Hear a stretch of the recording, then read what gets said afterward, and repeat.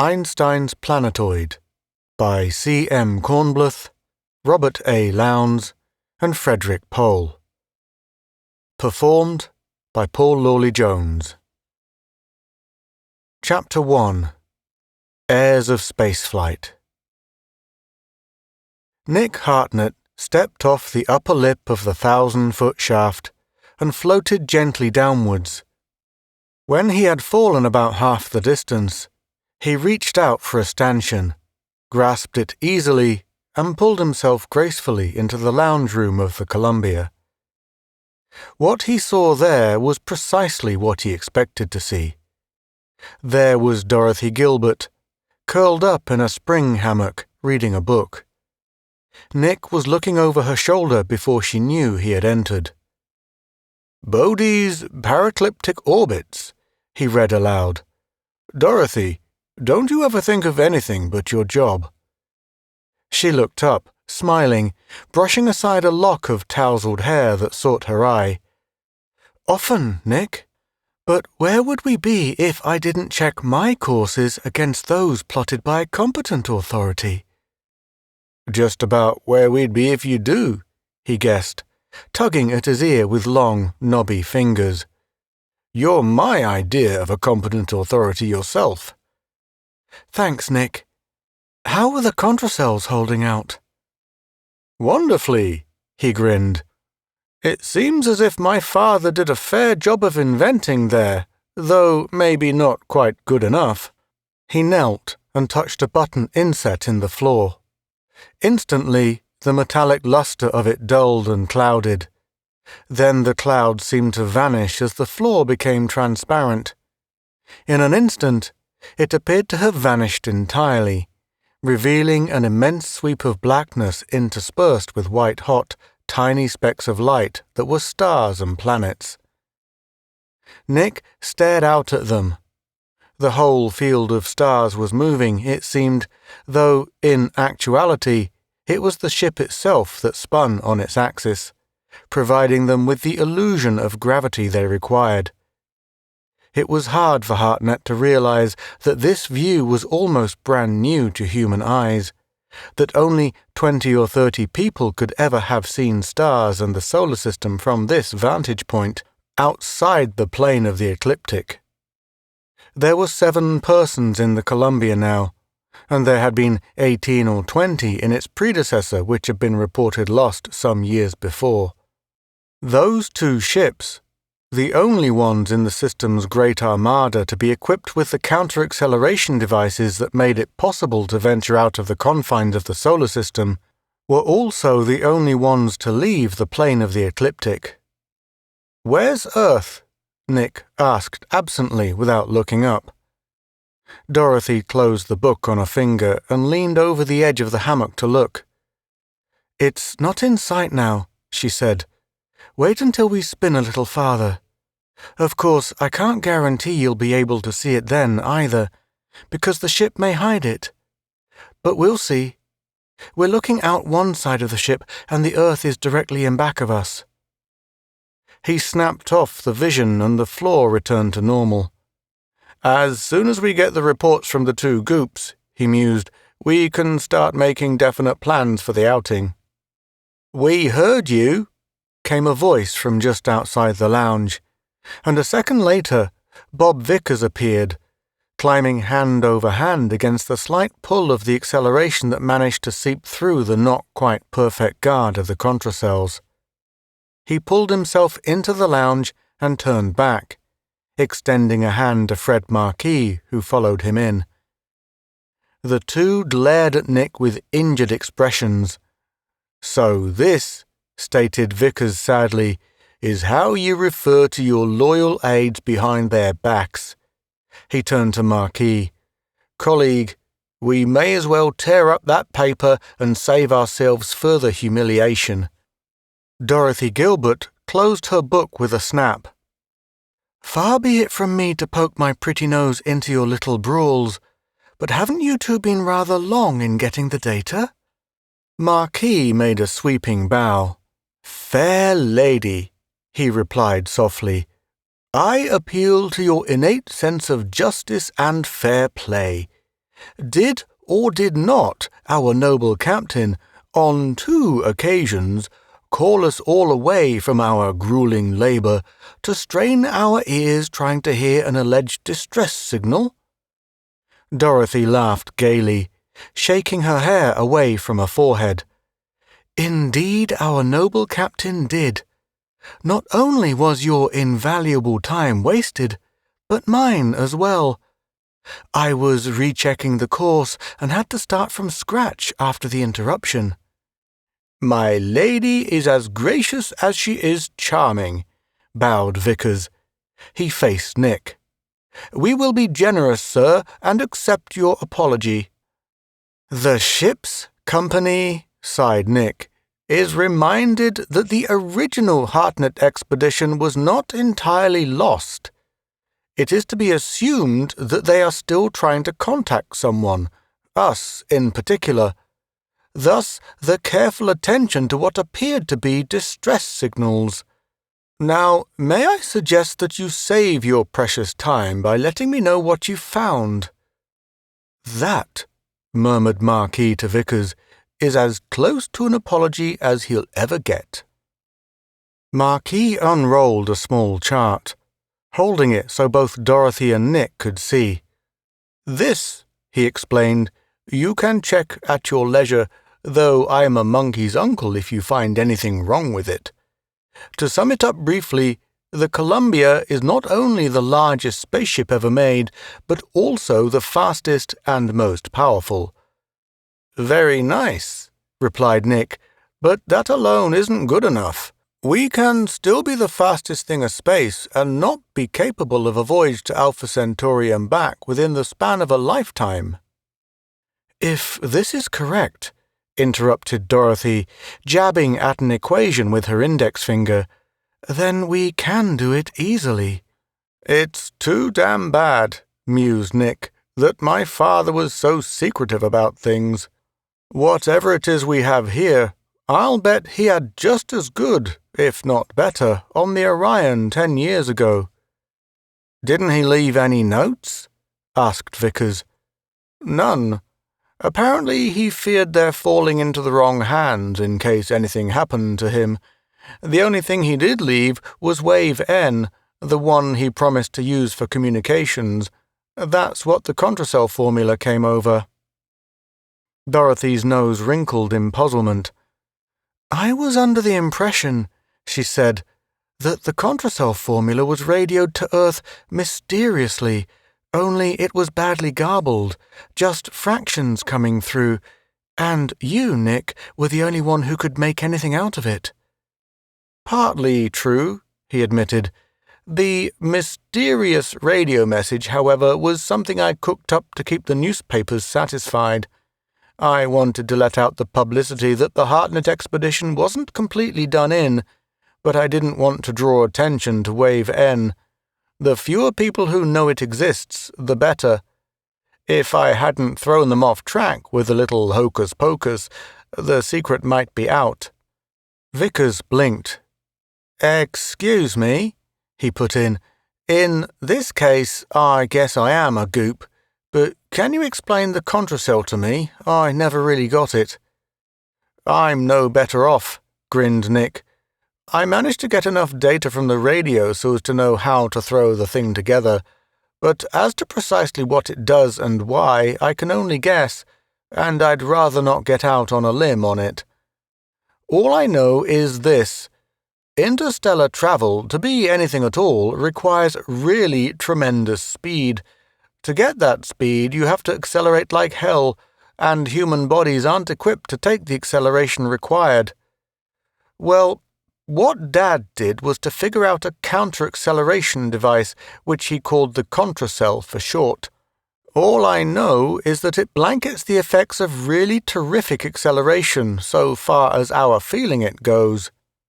Have you any idea, Nick, asked Dorothy Gilbert, suddenly serious, where the Hartnett party is? He shook his head. They were outward bound for Alpha Centauri, just as we'll be after we get home and check these results. I've no idea how far they got because I don't know how to check distances by Wave N. In fact, I don't think it can be done. The damn thing doesn't travel right. You, Dorothy, and Bob, Edgar, and I are all members of the family of the original Hartnett expedition. The reason I wanted you three was because I really expect to look for Dad and his friends on our way to Alf. You, Fred, and Grenville and Timby aren't exactly family members in our little circle, but you're next thing to it. We'll have to have a bigger crew for the outing, of course. Dorothy ran her fingers through her hair. It's been over 12 years since I last saw Harry, she whispered. I wonder what he looks like now. Joe Timby was sucking laboriously on a water tube as they poured themselves into the control room. He laid it aside at their entrance and wiped his face furiously. The interference is terrific, he began, but I sounded the alarm because I'm definitely getting something every now and then, although it's hard to say what. Any idea as to the source? You know how wave N is. Edgar's been cooped up in his cage for about 7 hours now, and if he survives, I damn well think he'll have taken wave N to pieces and put it together again. Then we'll know how to trace the signals. Dorothy Gilbert sat on a bench, swinging her legs thoughtfully. How's the intensity, Joe? Timby clutched his hair. Oh, God, he groaned. It just shouldn't happen to a dog. This wave has the most unholy variations ever conceived by Lucifer. You remember how it was on Earth? Yeah, agreed Nick. Pretty wavy, to say the least. Well, it's all of that here, only the little jigger has got itself another twist. Not only does the intensity vary according to no laws whatsoever, but every now and then she comes through full blast, sans interference, backwards. What? There was a chorus on that. You heard rightly. I used to have a hobby back on Terra. Superimposition of recordings. I'd take several records of music and play them simultaneously, working in various others now and then and thus making a new recording. At times I'd run them in backwards, lyrics and all, so after a while I got pretty accustomed to hearing common English words spoken backwards. And damned if some of the apparently garbled signals didn't sound familiar until suddenly it struck me. I was just beginning to set them down when, whoop, in comes the interference, then they're straight again, but so faint I can't make them out. Joe, called Dorothy softly, are they always in reverse when they're strong? Why, yes, they are. Does Edgar know that? Nope. She slid off the table. I think I'd better tell him before he wastes any more time.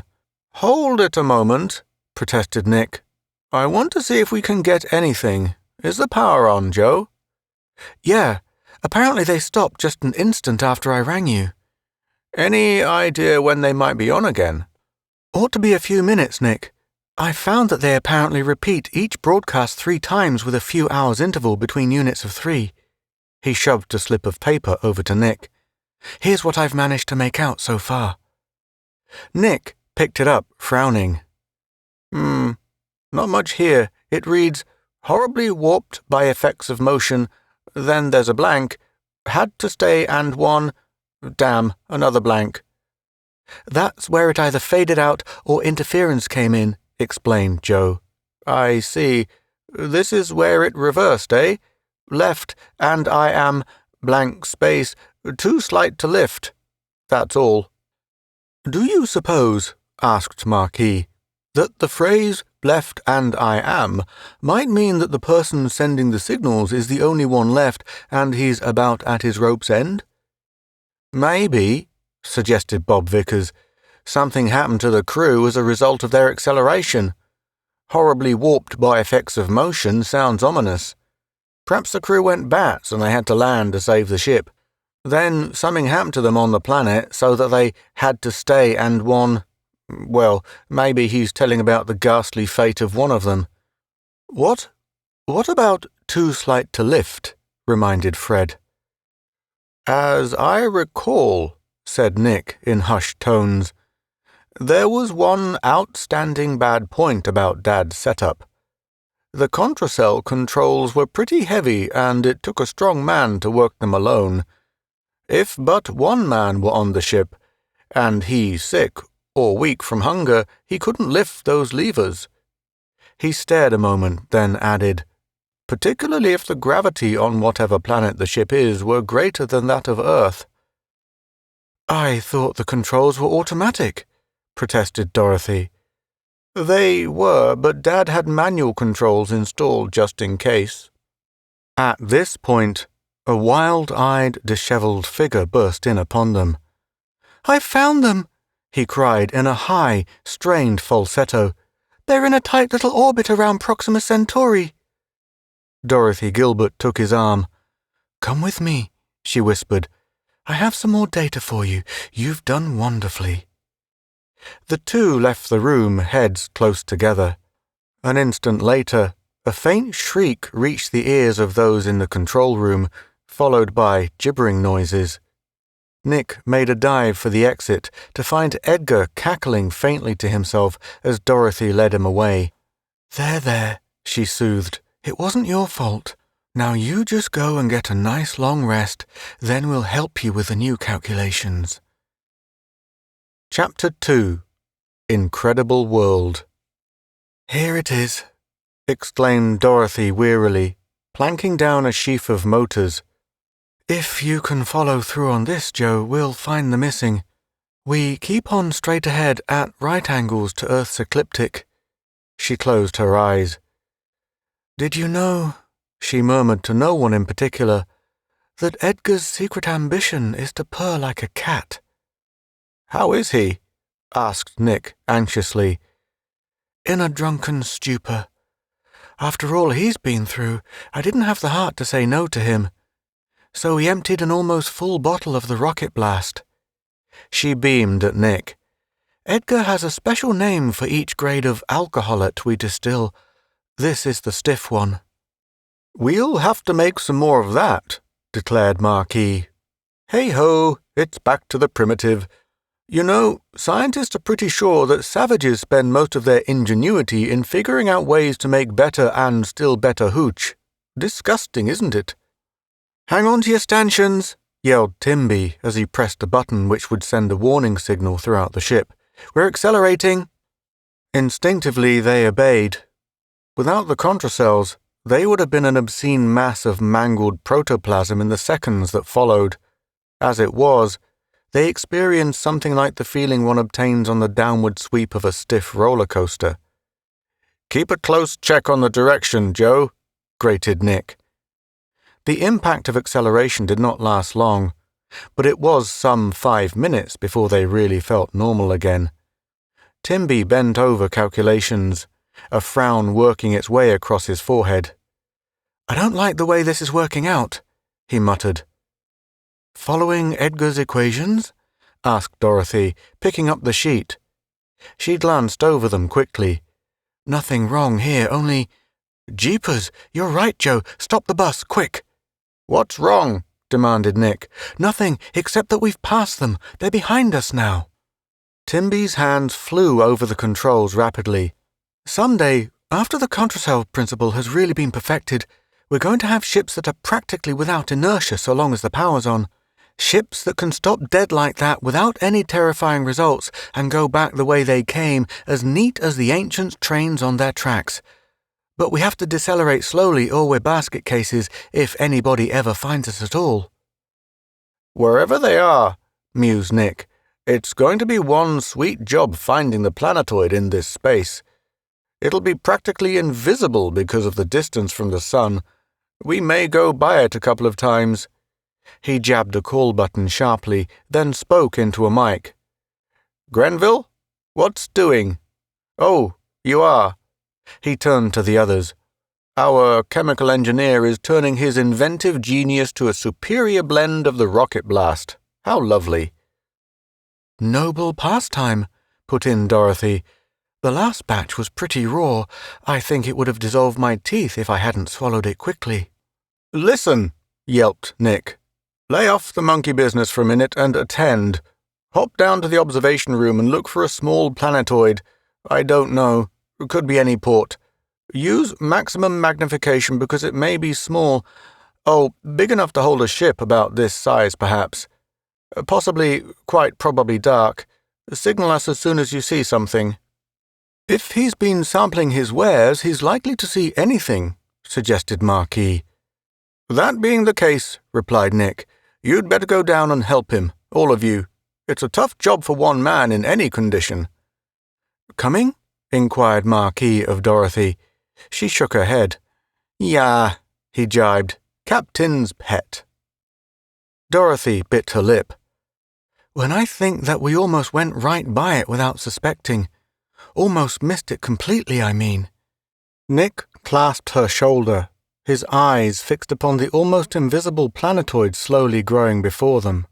"Were you and your brother very good friends?" "I scarcely knew him," she murmured.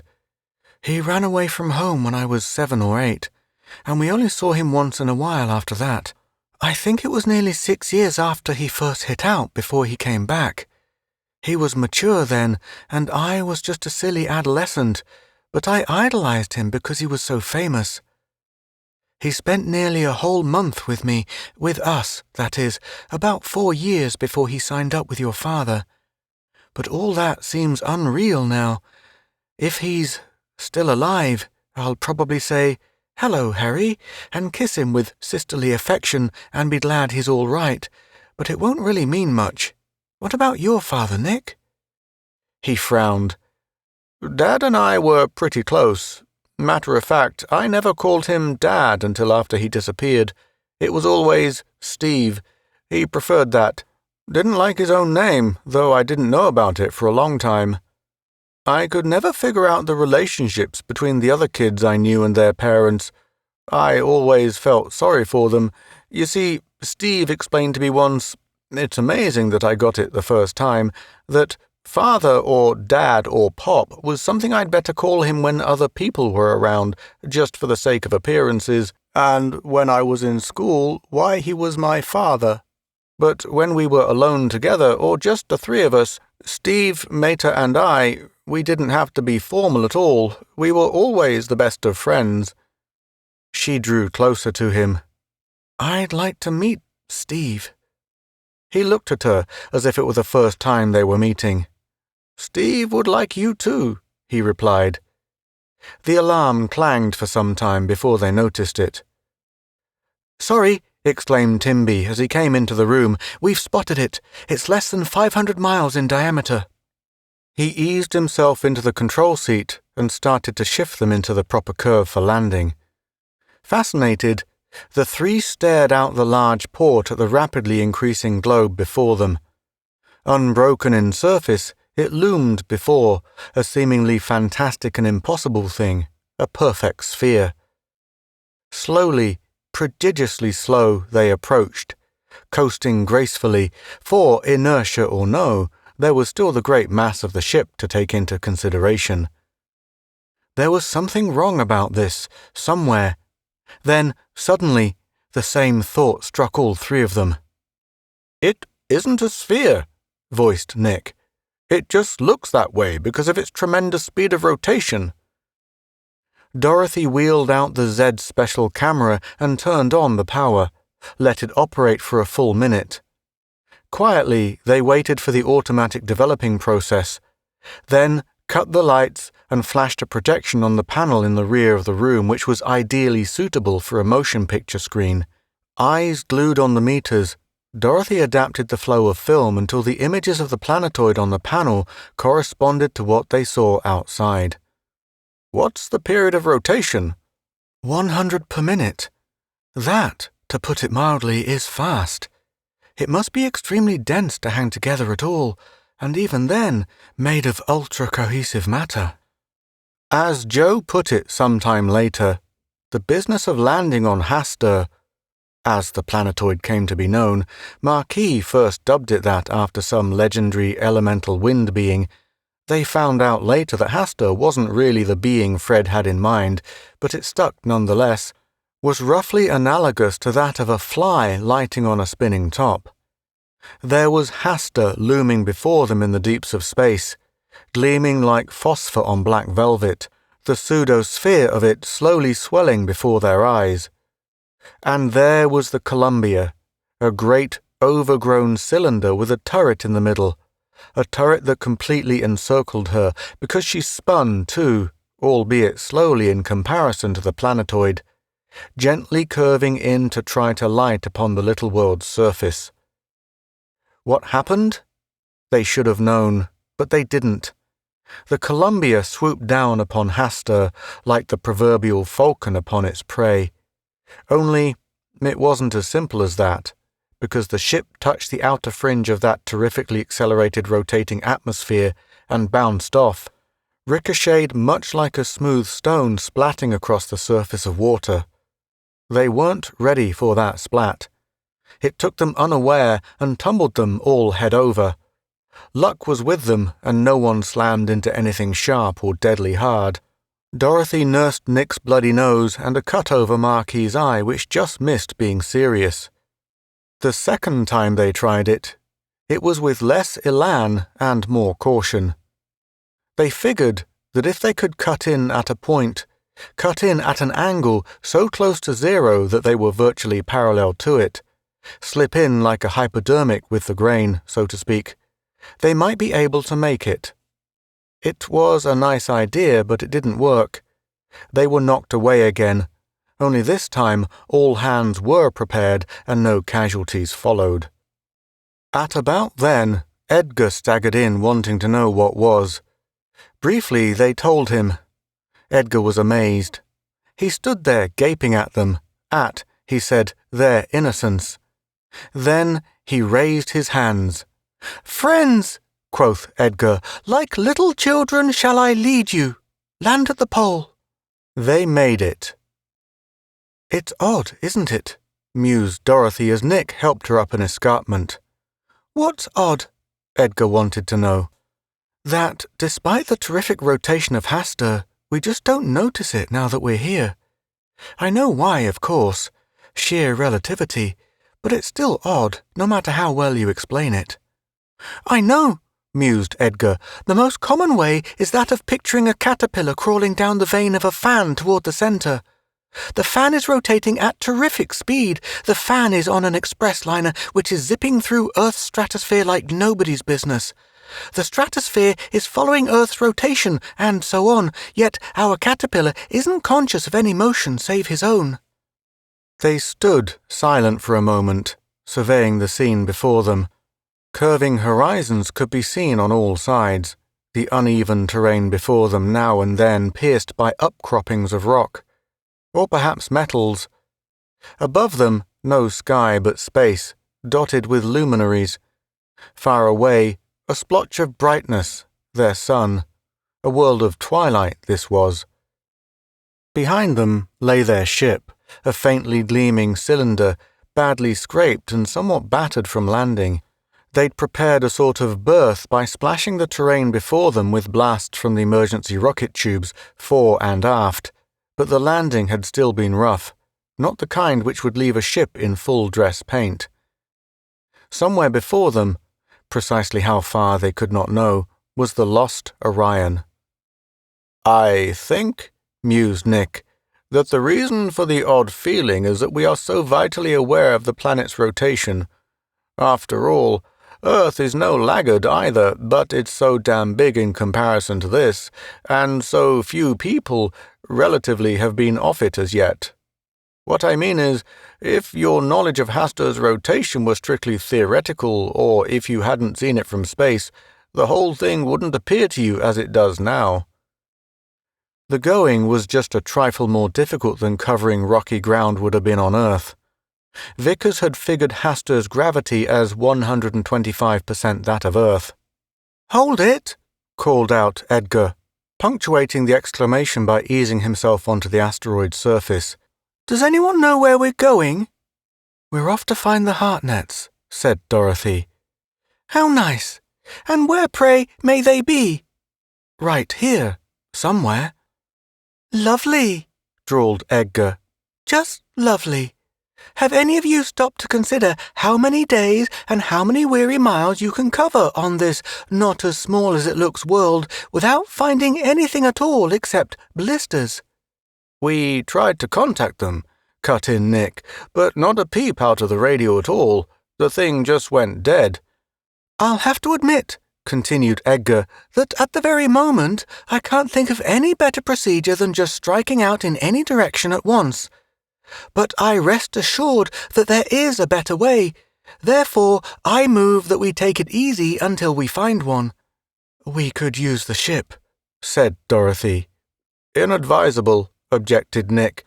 Something tells me we are going to have trouble getting away from this little fiend of a planetoid. How about rocket cameras? Cut in Dorothy. Huh? I can make them. We'll use just enough fuel to send them up 1/2 mile or so. They'll take pictures, then glide down. We'll keep an eye on them and see where they land. Edgar will also take calculations while they're up. They'll be sort of periscopic photos. Of course, we'll get our ship, but we may spot the other one. Nick tapped the rocky surface, pondering. Only thing wrong with that is, why didn't we see the ship on the way down? We had a much bigger perspective. Perhaps too big, because we were too well occupied otherwise. Okay, sighed Nick. I can't see any reason for not trying it. Chapter 3. Menace Unseen. Dorothy clasped Nick's hand as firmly as hands can be clasped when swathed in space mitts. If the photo didn't deceive us, the ship should be over this ridge. Nick nodded, shot an impatient glance at the others straggling up the slight incline. Together, he and Dorothy mounted the acclivity, peered anxiously at the sweep below. A little scream of delight came from Dorothy's lips. There, Nick! No doubt about it. The lost Orion lay, partly concealed by upcroppings of rock, less than a mile away. Hastily they made their way down the decline, ran in awkward, elephantine steps toward it. As they approached, they could see how beaten and scarred it looked. They bounded to the port and breathlessly clanged upon it. It was shut tightly. Impatiently, they beat upon it until finally it swooshed open and they filed into the airlock. Imperturbably, the outer door snapped closed behind them, clam-like, and painfully slow the inner port dragged itself open. The lost Orion. The air was pure. That they noticed first of all when they had doffed cautiously their helmets. Pure and warm. Quickly they took off the clumsy suits and looked about them. No one was in sight. No greeting came to them. "Hello?" yelled Nick. No answer. It was not as large as the Columbia, this ill-fated craft, but a big ship nonetheless. Hearts beating out ill omens, they searched room after room, finding no one. "Hello? Hello?" cried Dorothy. Edgar grasped her arm. "Wait," he murmured. "I think I heard an answer." Silently, they followed him as he led to a small room. There was a bed, a set of controls. From this point the mechanisms for opening the double doors had been set in motion. A small heating unit and a large armchair. As their eyes roved about the room, a figure arose unsteadily from the chair and faced them. A tall, gaunt man, white-haired, his eyes looking as if he had been lost for 1,000 years. Wordlessly, he stared at them as Nick stepped forward, his voice husky. "Steve?" The older man looked at him, a sort of dull bewilderment spreading across his face. "Hello, Nick," he said softly. "I was sort of wondering when you'd come. Who are your friends?" "I'm Dorothy Gilbert," spoke up that person, coming forward, "and I think I'd better fix something for you right away, Steve. You look as if you haven't had a square meal since Sinbad went sailing." The older man grinned wanly. "Guess I haven't been eating any too regularly. Haven't had much company, you see, since—" "Tell us about it later," interrupted Dorothy. "Edgar, break out the rations and help me with this thing. Looks like an old model." "Nothing to it," murmured Vickers. "I'm Edgar Vickers," he added in Hartnett's direction. "My brother—" Bob is the slack-mouthed individual you see behind me. There's 3 other fellows in the party, but they stayed back in the ship." Hartnett sat down on the bed, his eyes wandering from one to another. "Nice girl you have there, Nick," he whispered. "You're not letting any of these other lads get the jump on you, eh?" "Not a chance," replied Dorothy without looking up. "I'm after the Hartnett fortune because there's no one else I know who is worth marrying, even for the kind of lab I want." "Did you write the book you always said you would if you were ever marooned, Steve?" asked Nick. Hartnett nodded. "Guess that's all that's kept me from going nuts. All alone here, not strong enough to do much more than take care of myself, write and send signals out. Didn't go outside much after—" Dorothy faced him, her eyes misty. "Don't try to soften it, Steve. I knew as soon as I came in the ship. Harry's dead, isn't he? Like all the others." Hartnett nodded. "Yes, like all the others." "There's not much to tell," said Hartnett slowly, after the meal had been finished. "We started out in the Orion much the same as you did in the Columbia, tested the contracells and decided everything was all right. We noticed this little world here and landed to investigate. Only we couldn't get off.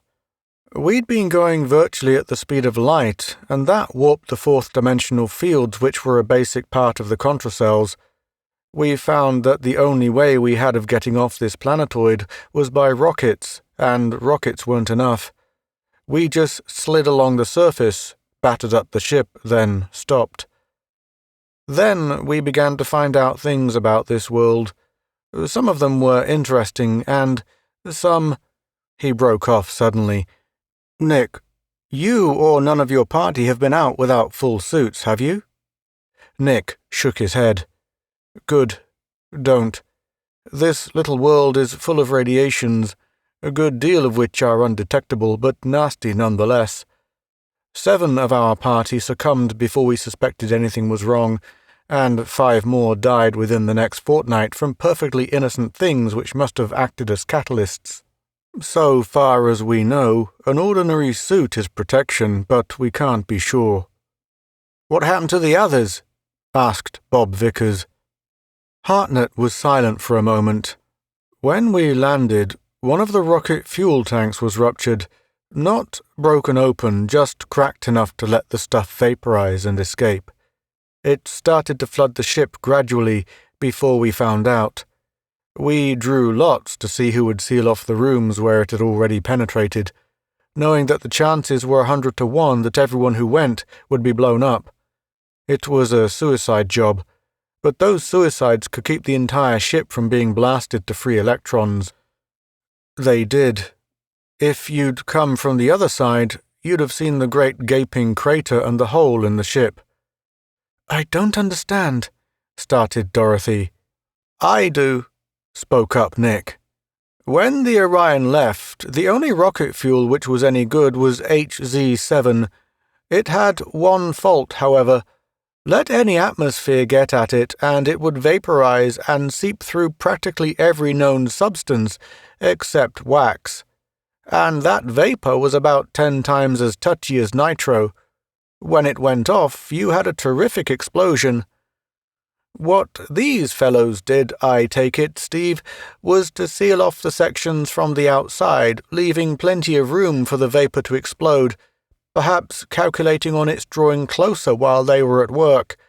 Then they went to work on padding so that the concussion wouldn't completely wreck the ship.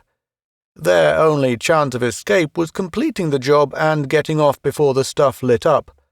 And working around it was almost a positive guarantee of setting it off." Hartnett nodded. "That's just about what happened. 3 men were on the job of sealing off.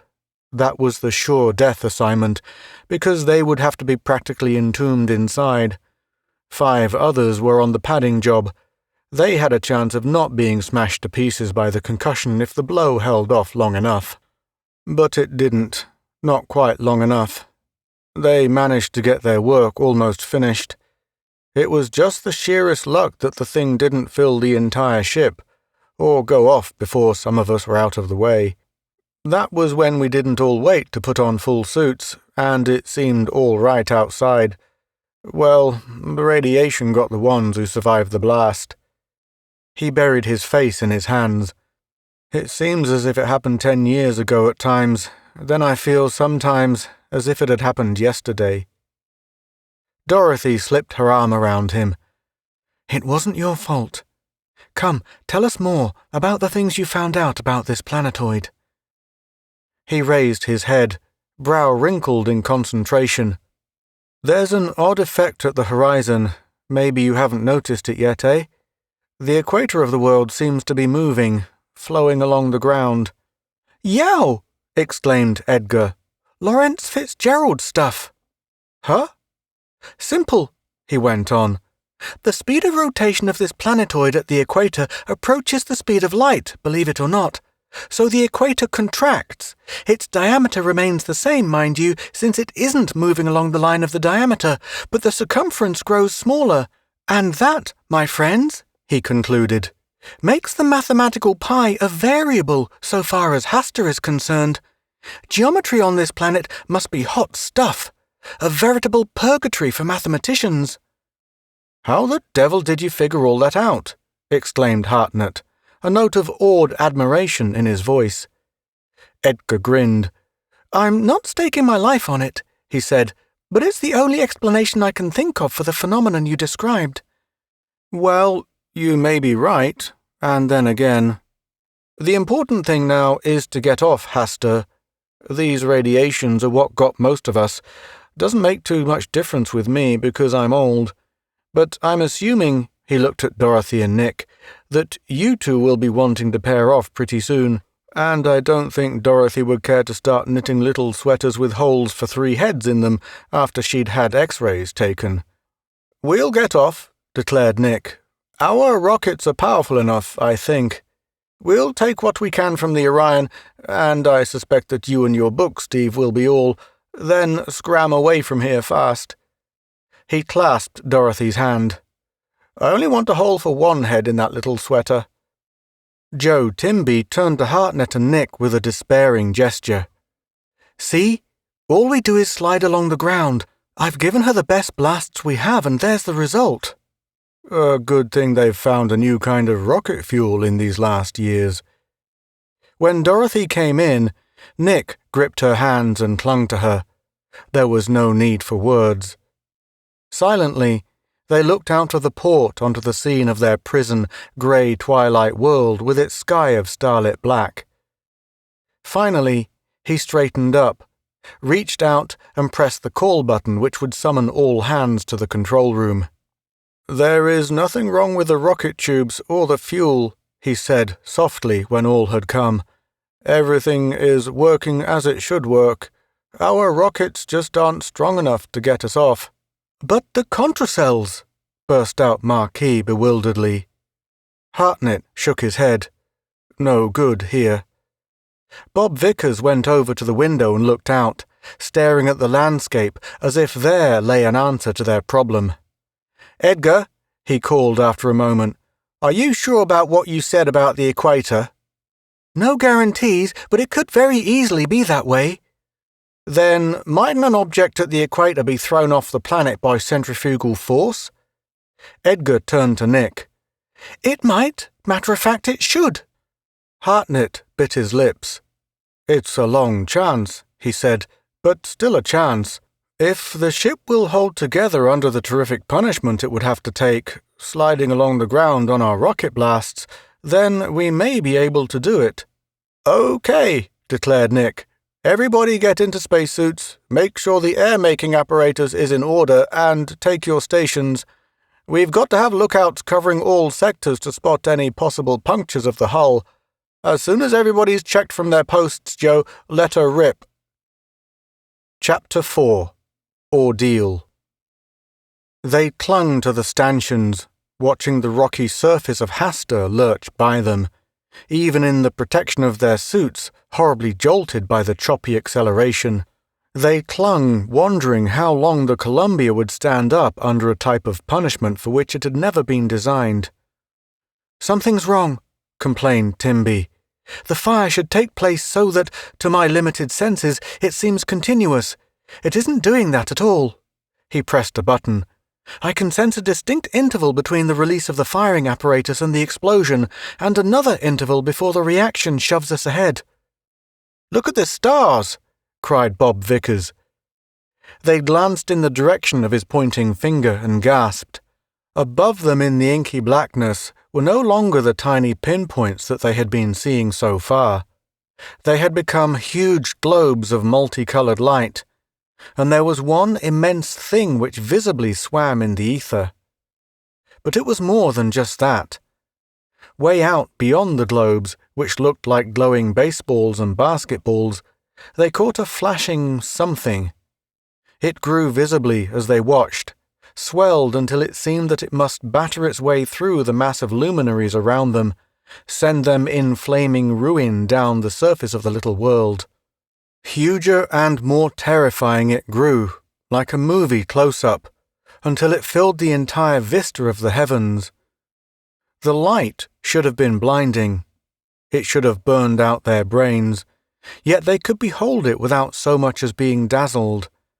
Now the size of it was such that no longer could they see its full circle, but only a section of the titanic surface.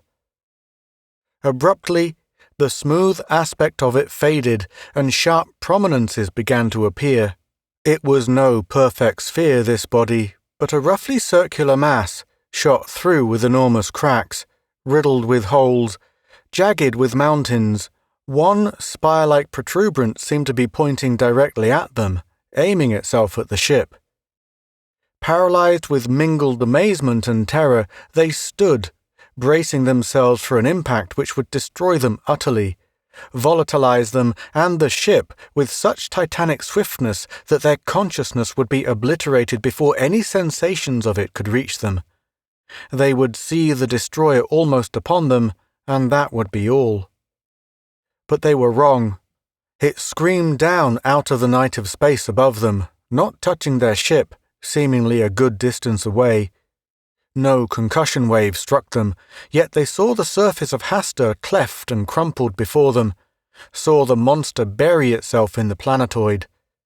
There was a flare of light which made them blink for an instant, and that was all. "Veer away!" gasped Nick. "We don't want to be tumbled into that chasm."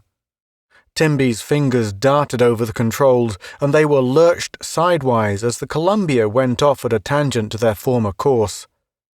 The bewilderment of what they had just seen still lay upon them. Their minds were numb with the incredibility of it. Dorothy's eyes met Nick's. "Are we dead?" she whispered. "Were we all killed in that collision, and is this but the last flickers of my consciousness?"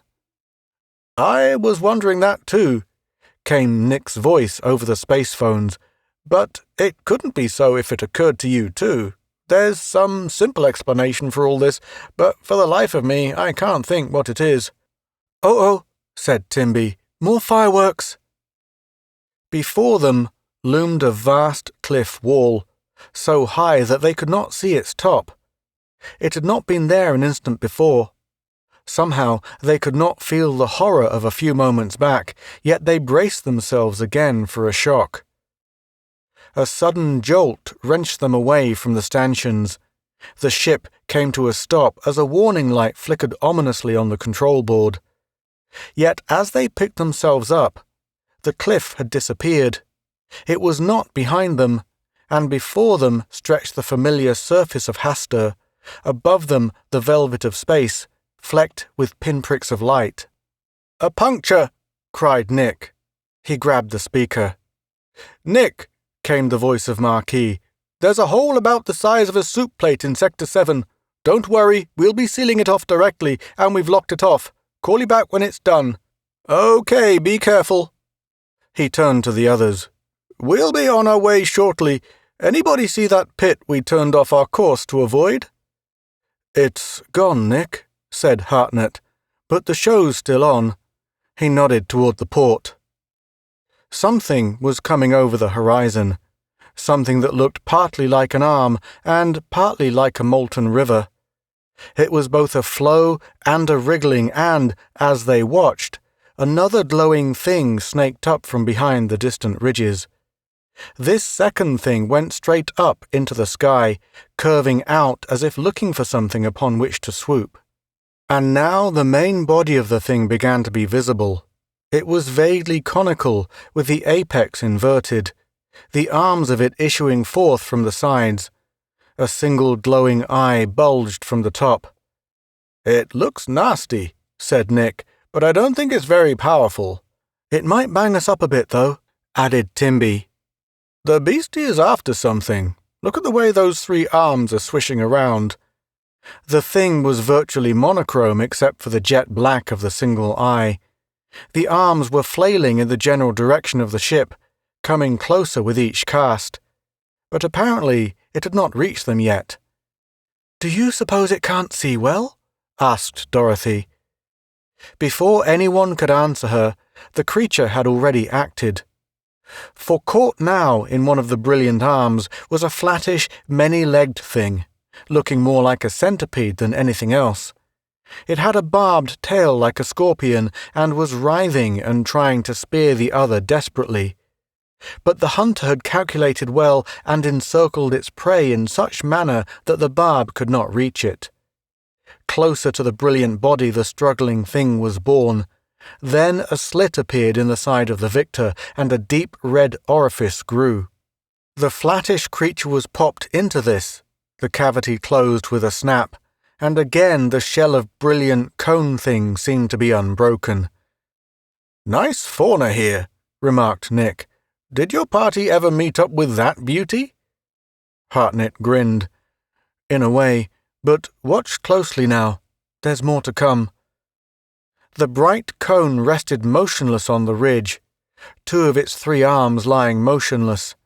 They couldn't see the third, but supposed that it too was at rest. Unwinking, the huge eyes stared apparently upward. But off in another direction, what looked like a cloud was approaching. It drifted easily, dropping to the surface now and then, and lazing along for a while, then rising up again. The size of it made them gasp. It seemed to be larger than the Columbia. Now the cone thing was aware of its approach, and the bright arms were in play again. Like a fisherman casting after trout, the arms threw out. The cloud came on until it hovered over the cone creature, then suddenly it dropped down, enveloping it. An instant later it rose, and the cone creature was gone. The whitish cloud started to drift away. But something was wrong. It didn't move as easily as it had done before. It lurched in a distressed manner. "What's wrong with it?" murmured Nick. "Look! It's changing colour!" cried Dorothy. A rusty stain had suddenly appeared in the cloud. Before their eyes it grew rapidly, the core of it an angry red, the spreading stain rust. The cloud thing rose up slowly, but the red spot grew, and, as they watched, a bulge appeared in the red, grew like a blister, and finally burst. From the cavity, the brilliant arms of the cone thing appeared, followed by the rest of the creature. It lingered in the opening as the stricken cloud sank slowly to the surface of the planetoid. Now the red stain had almost completely blotted out the normal white of the cloud, and they saw that the thing was beginning to crumble where the cone creature had emerged. It dissolved into a sort of dust, leaving the cone thing in much the same position as it had been in before, with the single great eye staring up at the stars. "I'll be damned," murmured Nick. "It must have poisoned the cloud. But why did the cloud try to eat it then?" "These creatures haven't any intelligence at all, apparently," explained Hartnett. "I've seen that happen any number of times. I'd say offhand that the cloud mass is attracted by something in the cone creature, perhaps that scorpion thing it just ate, because the clouds can envelop them without danger. But the cone creature is rather well developed, as you saw." The light on the control board winked. Timby picked up the phone. "It's Marquis," he said. "They've got the patch on the puncture and will be able to go ahead shortly." "Okay," said Nick. "Tell them to wink when all's ready." He turned to the others. "It doesn't look as if we'll make the equator." Hartnett smiled grimly. "Well, if we can't get off, we can at least gather some valuable data here on such things as the Doppler effect, the Lorentz-Fitzgerald contraction effect, the Einstein effect." "Hey!" burst in Dorothy. "Did you say Einstein?" "That's right. This will be the first opportunity anyone's ever had to get real observational data for primary sources." "Wait a minute," she continued. "According to Einstein, there's an increase in mass with an increase in speed, isn't there?" "Correct, but why get so excited about it?" "Lots of reasons, Nick. We're dopes, that's why. There's no sense in our going to the equator. Our mass would be so terrific there that we could never get off. But if there's a point where the centrifugal force will throw us off, it's between here and the equator." "She's right!" screamed Edgar. "And I'm a seventh-order moron not to have thought of it myself. If such a point exists, we must be pretty close to it now." The light flickered again. "All set," said Joe. "Get ready, we're moving." Again they grasped the stanchions, their hearts hammering in hopeful anticipation. Now the effect that Timby had mentioned was painfully apparent. They saw him press the firing button, counted beneath their breath as they waited for the light which would indicate that the rocket had fired correctly. Ordinarily, that light flicked so soon after the button was pressed that it appeared simultaneous. Then braced themselves for a spurt ahead. When it came, the scene outside had altered again. Now the entire topography of Hasta seemed to be a vast concavity, and they were climbing up the rim of a great cup. Ahead of them, strange wrinkles appeared in the surface which became normal again as they approached nearer. Behind them, the planetoid had become an incline sloping down to the edge where the great globes of stars wheeled in the abyss. "Are we crazy, or is it Hasta?" burst out Bob Vickers. Hartnett smiled. "These distortions are purely illusionary. It's the effect of the rotation." Slowly, strangely slow, the Columbia dragged itself forward, sliding along the planetoid's surface, more fantastically distorted to their eyes every instant. Now it seemed to shrink before them until it appeared that the entire world was smaller than their ship, that the Columbia was balancing precariously on the ridiculous little globe of it, and the first spurt from the rockets would send them off into space. Then Hasta was an incredible long winding ribbon, lined with impassable mountains on either side, and they must travel along the millions of miles of it, as on a runway, until at last they came to the rim. Then it was a geometrical nightmare, a riot of planes and angles which hurt their eyes to see. Up from the surface reared hideously formed ridges, and equally ghastly orifices yawned before them. And before them stretched leagues upon leagues of glassy surface. Then the weird terrain was slipping away from them. They felt themselves buffeted as the entire ship was rocked violently. "We've hit it!" yelled Bob. Below them, Hasta was already a sphere, and as Timby's fingers pressed buttons releasing full fire on the rockets, it became again the incredible globe they had seen when approaching it. They were free. Dorothy raised her hand to her face to wipe away a tear that was streaming down her cheek, smiled despite herself when her mailed finger touched the glassite of her helmet. "Goodbye, Harry," she whispered. "We have here," declared Edgar, picking his nose, "a small list of the mysteries of Hasta. So far as I can see, the only way really to break them is to make up another expedition sometime." "Read them off, bucko," said Dorothy. "First of all, what is Hasta made of? Why, with the terrific speed of rotation, doesn't it fly to pieces?" "I devoted 5 pages to that in my book," put in Hartnett. "To sum up briefly, there's no reason I know why it should be, but it is. Therefore, there must be a reason. They glared at him. "Good way of wasting time," he protested. "Then," continued Edgar, "we have the matter of the reverse English radio reception, and I shall personally slay and dismember anyone who tries to pass it off merely as Einstein effect." He looked up. "Well?" Dorothy smiled. "We like living, Edgar." "Speaking of Einstein effect," broke in Hartnett, "I presume you realize by now that all the weird things we saw were enormously distorted. The stars, for example, were never actually closer. That was easy to realize because no more than the customary amount of light was visible, and no gravitational eccentricities were noted." "What about the thing that nearly wiped us out?" asked Bob Vickers. "A meteor, and a very small one at that. It landed a little distance away from the ship. Had it hit us, it wouldn't have blotted us out, but could have caused considerable damage nonetheless." "And the creatures?" "Microscopic. Had we been able to move at the time, we could have ploughed right through them. I've seen those illusions a number of times. We wasted quite a bit of ammunition on them before we got wise. And just imagine their consternation when they saw us, apparently microscopic too, yet always out of grasp. That's why the cone creature was flailing away at nothing at all. It was trying to catch us." "Can you explain wave N?" burst in Edgar. "I have 7 pages on that in my book," smiled Hartnett.